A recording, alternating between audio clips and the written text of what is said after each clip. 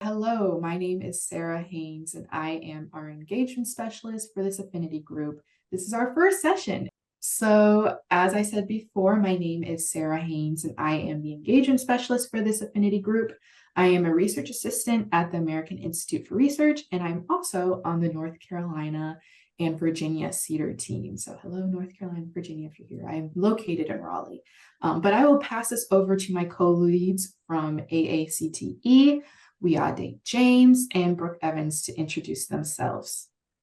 Good afternoon, everyone. My name is Wiade James. I'm the Vice President of Organizational Advancement at the American Association of Colleges for Teacher Education.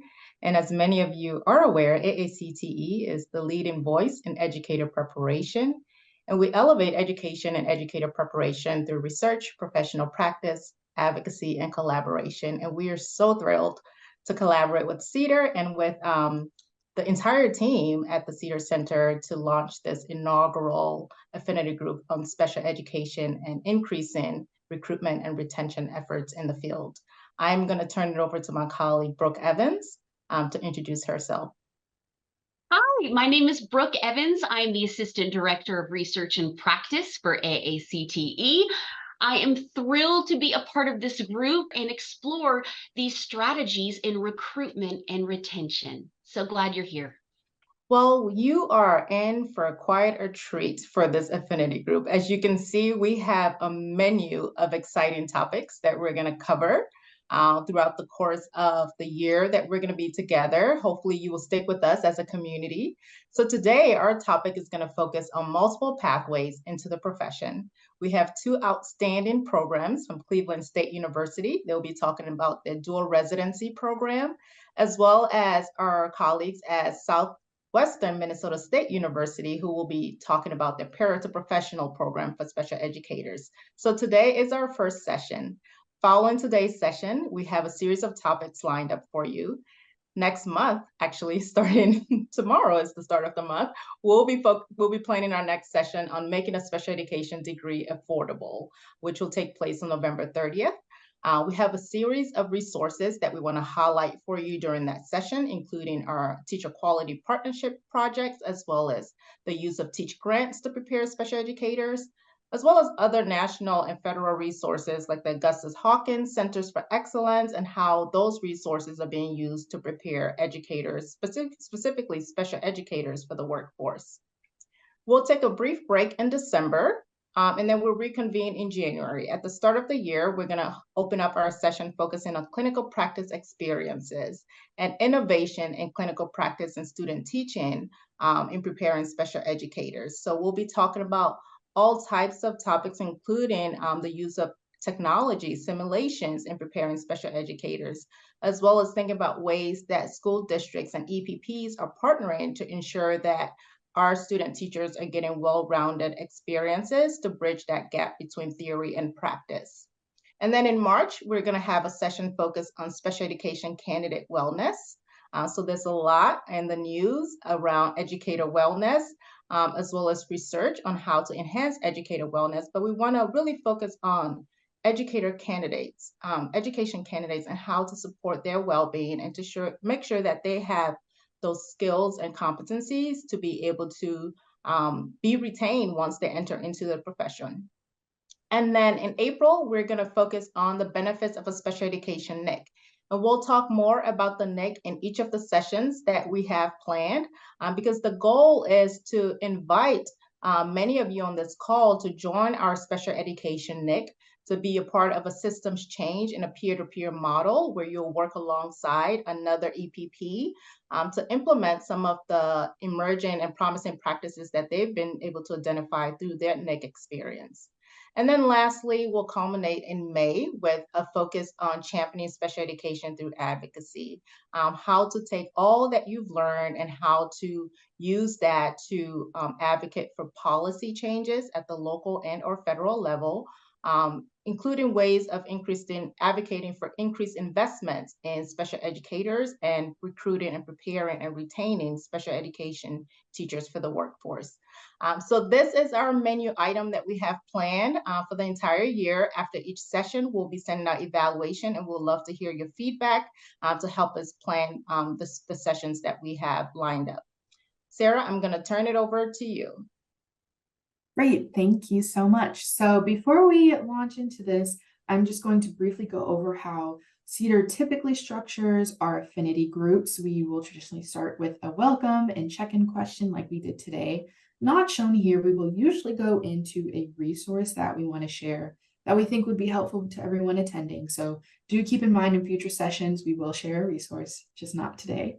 Then we will go into our examples of action. We will be doing that today, and we have 2 that we will introduce shortly, and wrap up with some final thoughts. CEDAR has these affinity groups. We currently have another one on diversifying the teacher workforce, which is sadly wrapping up.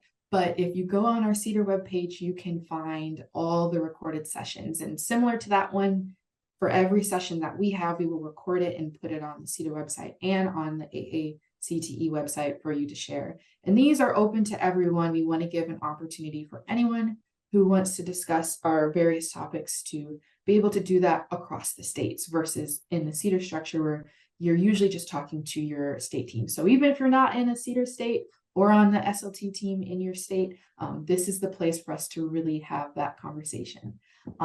So we will continue on. All right, I have the privilege of introducing our first exemplar from Cleveland State University. I'd like to first introduce Dr. Elena Andre. Elena Andre is an associate professor and TESOL Dreams program coordinator at Cleveland State.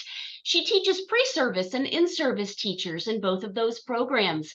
Her research is classroom-based, focused on second language literacy, multilingual learners and multiliteracies, teacher education, and multilingual educators like herself.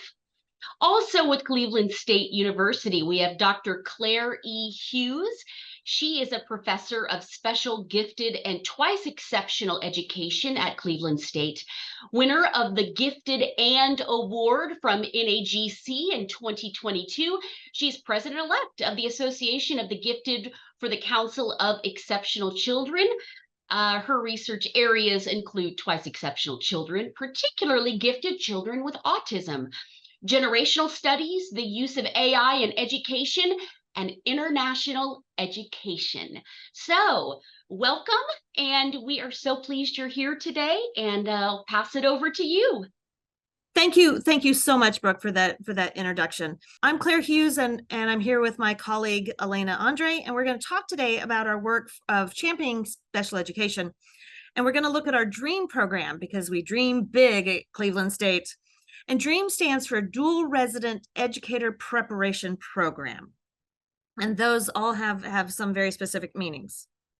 So DREAM is an inclusive residential education preparation program, and it's at the graduate level, which leads to 2 licenses, 1 endorsement, and a master's degree. So there's a lot to unpack in that program. And we're going to share later in just a moment what we mean by both those very important terms of residential and inclusive.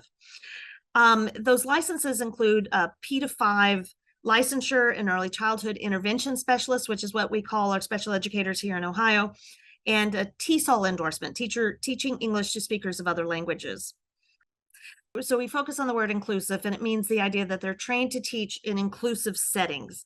So they're ready to teach sort of any child in any child from any background in the mainstream classroom, in the general classroom, with disabilities, multilingual students identified as English language learners, and that sort of they're capable of teaching just about any particular children that they have in front of them. We also are a residential program, which means that they have particular rotations and internships that are connected with their courses. So the courses and the internships are very tightly connected to each other. And we offer a set number of field experiences to our students. So there are 4 different locations that we pick, and many of these are for the certification requirements. So in the first rotation, it's a K-5 placement. And it's sort of setting the context, and it's connected with the course of the introductory courses where we talk about the very beginning and what kind of kids are and what the needs of kids are and those kind of pieces. So there's a seminar that goes with that as well. Then in the second rotation, it's also on K-5. And in both of those K-5 settings, we're really collaborating with school districts to have a teacher that is certified in multiple areas, but it's an inclusive setting. And so all of our teacher education programs at Cleveland State are residential of that kind of piece, that we connect coursework to the internship very, very, very tightly. Our internship then is sort of a PK kindergarten, a very early childhood setting for children with severe disabilities, so that they see the sort of continuum of options and possibilities in disabilities. And they're in a final internship that is sometimes called student teaching, but that's we go back to the inclusive classroom of K-5. So it can be the same one, and Elena will talk a little bit more about that. But it is really the idea of making sure that they have a wide variety of options and that they're connected to their coursework. And I'll take it from here. Thank you, Claire. Good afternoon, everyone. The DREAM program is an online program, and very important in the DREAM program, we try to leverage students' current classroom placements if they are in such a placement. So, for example, we have paraprofessionals who are part of the program, who are placed and use their current teaching situation as a way to fulfill the requirements for the field hours that are needed for the program. Also very important, the online program. So some of the online is a combination of synchronous and asynchronous work. In general, the seminars tend to be more synchronous, while some of the content courses have a combination of synchronous and asynchronous, with a lot of work that is asynchronous to address working professionals who are in the schools or working professionals in other areas who are interested to become teachers. Also very important in an online program, the experience throughout the classes is similar, meaning that all courses look similar on our learning management system. We had instructional designers help us work and make the courses look similar in terms of format, in terms of branding and accessibility. So that was very important to us.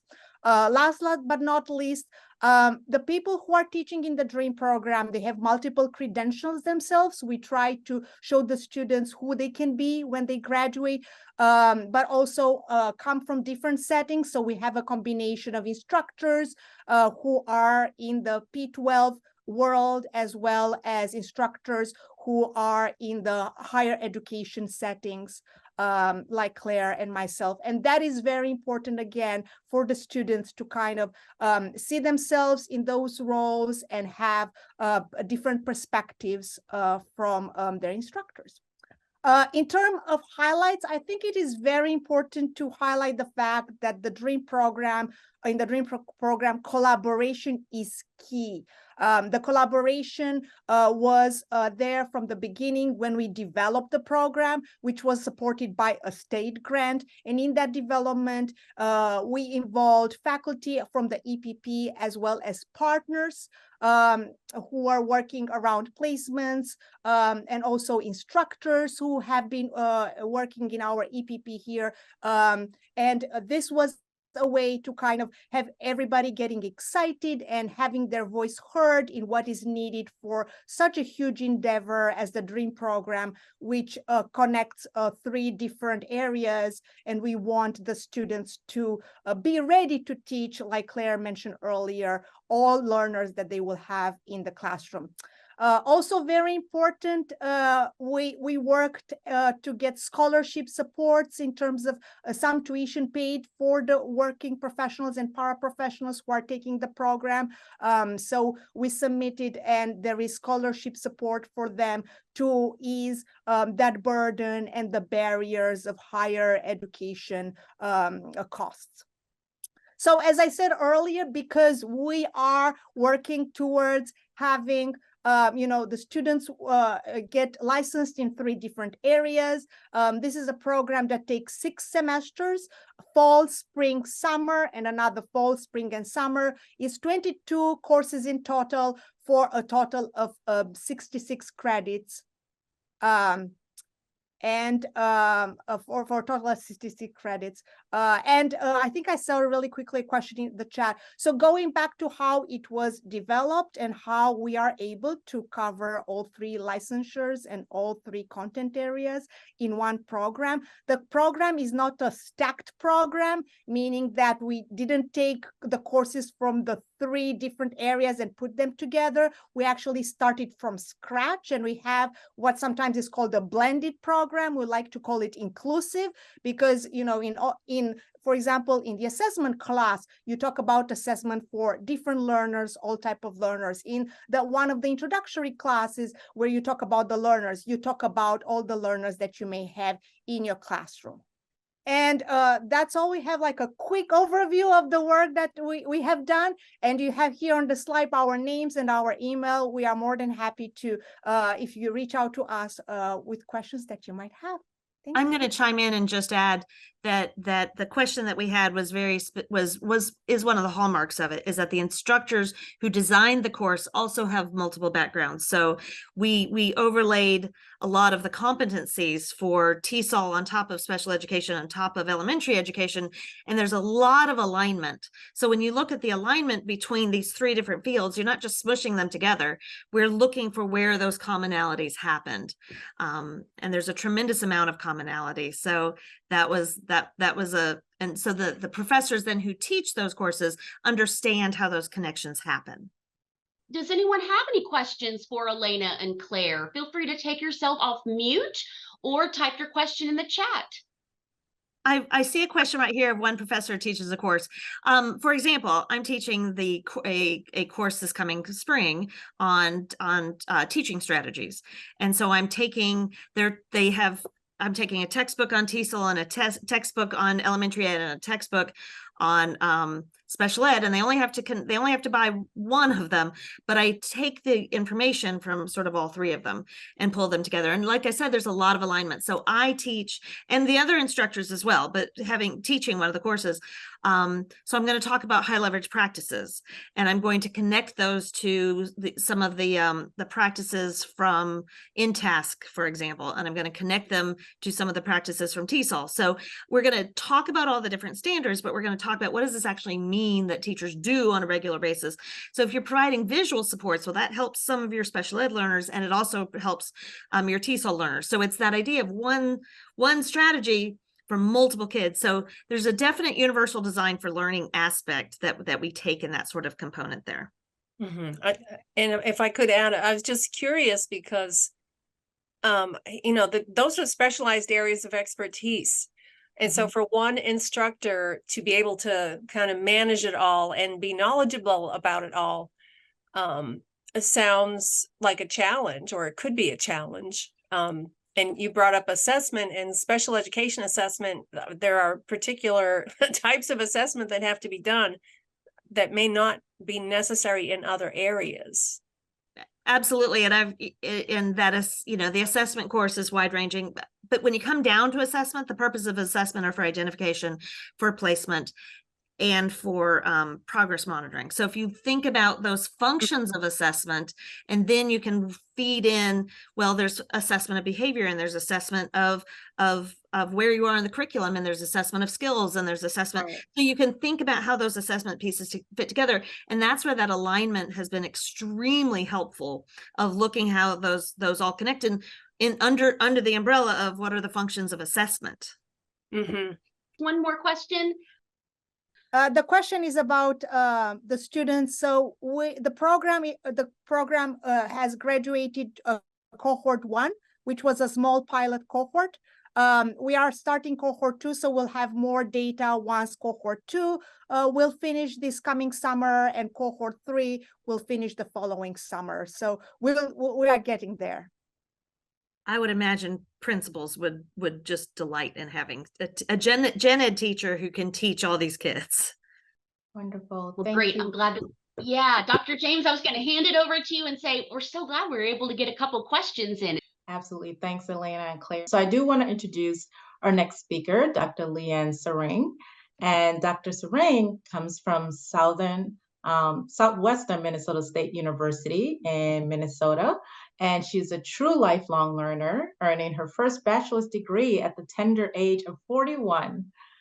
She is also currently the Special Education Program Coordinator at Southwestern Minnesota State University, Marshall.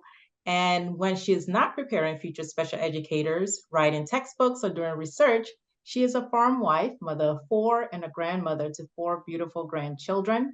Her recent addition to the family is in the form of a mini Aussie doodle named Olive.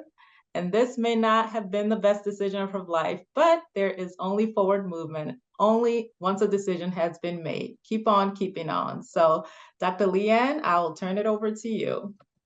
Thank you, Rita. So I am in Southwest Minnesota, in the town of Marshall. I commute half hour from my farm to come here. We deal in time instead of miles because it's 30 miles, but here there's no traffic, so it's half an hour. Our program is called Paraprofessional Special Educator, and shortened it's PARE to SPED. It's our unconventional path to preparing strong teaching professionals.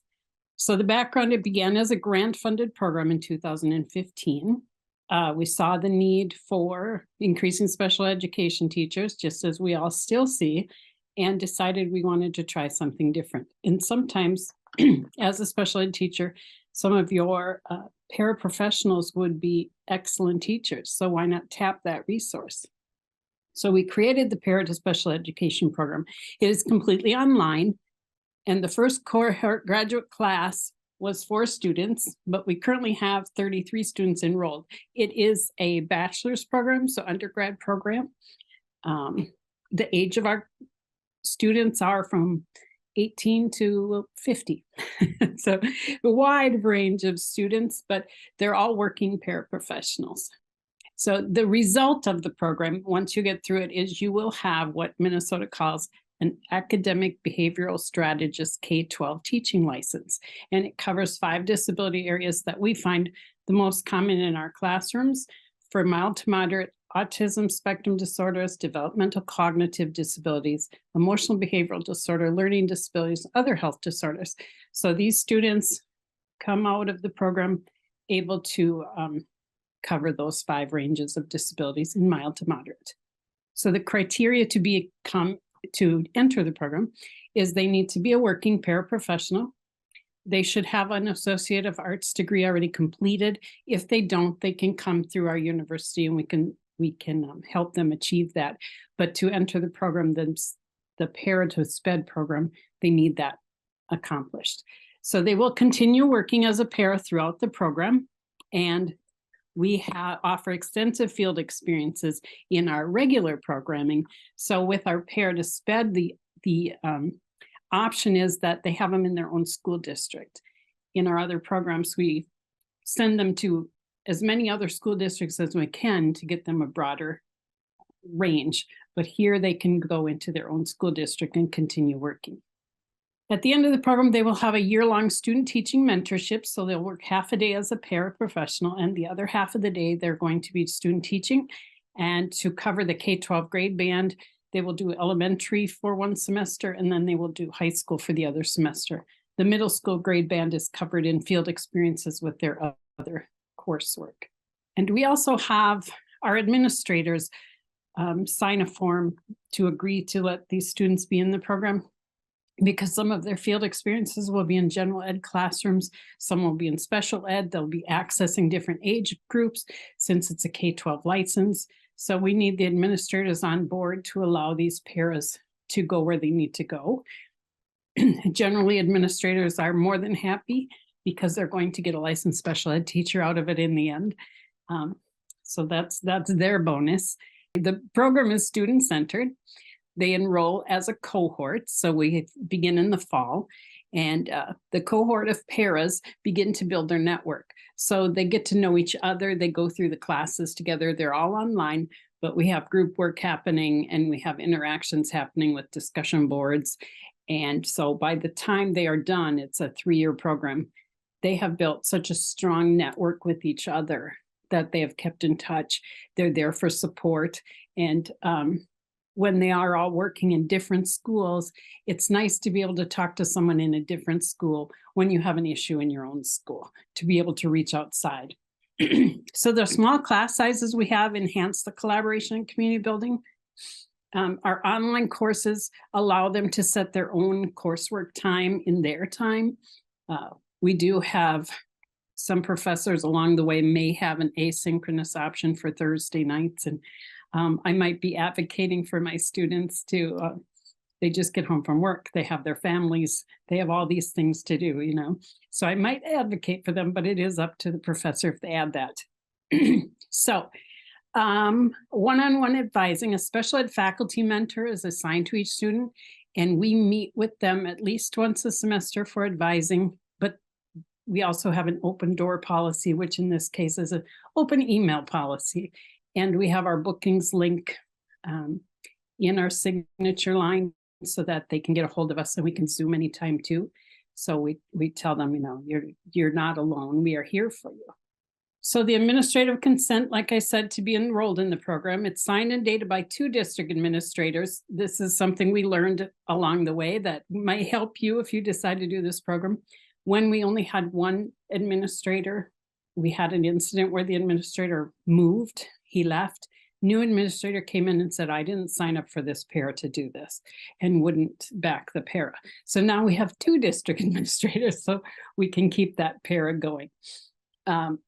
In that consent, there's an outline of the program, and there is the requirements of the program are listed in there.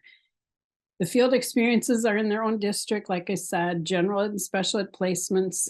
They apply to learning directly at classroom because we can teach them something in class, but until they can put that to practice, for 1, it's not going to stick. For 2, it might not make sense until they can apply it. At the outcome, they have a Bachelor of Science in Special Education degree. They complete the required courses for a Minnesota teaching license, the K-12 Special Ed ABS, and they have hours of practical in-classroom experience resulting in a stronger teacher. This is a graduate from our first cohort, and she still keeps in touch with me, and she's presented with me before. She just is an excellent teacher. She said, entering the Para to Special Ed teacher program was a great decision for me to make. I'm able to work full-time as a para, part-time as a bus driver, while taking 3 or 4 classes each semester. I'm married and have 4 children. The past 3 years have flown by. As a para, I thought I knew it all, but I learned so much. SMSU and the school I work for have been very supportive. Everyone has been so willing to help make my dream come true. So I think that's typical of teachers. We tend to take on a lot of things and juggle a lot of things. So our Para to Special Ed program, I always tell them you're online, but you're never alone. You can contact me, Dr. Leanne Searing like Erin, or specialeducation@smsu.edu. Thank you, Dr. Leanne. It looks like we have one question about whether the courses are self-paced. You want to speak more to that? Yeah, we actually have prescribed courses that they go through. So it is 3 to 4 classes each semester. So our fall semester is 3 intro courses, an intro to education course, an educational technology course, and an intro to special education course. So they do, that's their fall. Then they have a set for spring and the following summer, and they continue that through 2 years of coursework. And then their last year is that culmination of the year-long mentorship student teaching. Great, thank you. And we'll take one more about recruitment. How do you recruit your peers for the program? Well, generally, we're going to graduate our 5th cohort this spring. So we used to have to do a lot more recruiting going into the high schools themselves and talking about our programs, or we would go to our statewide MACE membership of superintendents and our principals, their statewide groups, and go and talk to them about the program. But now that we've been going for enough years, they tend to come and find us, which is really nice. It takes the burden off of us of finding the students, but word of mouth also, the graduates of the program are generally telling people they work with, you should do this program, you should do this program. So it's reaching out to administrators, reaching out to special ed directors in schools. It sells itself. Thank you. Before we leave, I'd just like to say this was a great conversation. Thank you all so much for being here today, and we are excited to continue the discussion next week with funding an affordable special education degree.